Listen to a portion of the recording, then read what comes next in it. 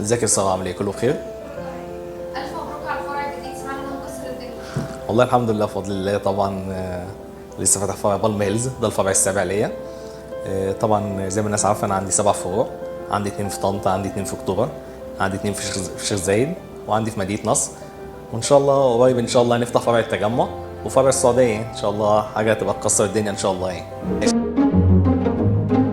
من اهم اولوياتنا اللي احنا نحافظ على جوده الماتيريال، تمام. وطبعا خدمه ما بعد البيع عندنا دي اهم حاجه عندنا. لازم العميل يبقى ماشي مرضي، لازم العميل يبقى واخد اعلى جوده، سواء في ماتيريال سواء في خدمه ما بعد البيع. شكر خاص للعملاء عبد الامير. دايما الناس دي واقفين في ظهرنا. دايما احنا اقوياء بيكم، وان شاء الله اللي جاي نبقى اقوى واقوى، ونفضل محافظين على الوضع بتاعنا. وان شاء الله انتظروا العروض الفتره القادمه، وبمناسبه افتتاح اول فرع لينا في شهر 9 ان شاء الله. تحياتي لكم، كل سنه وانتم طيبين وسنه سعيده عليكم.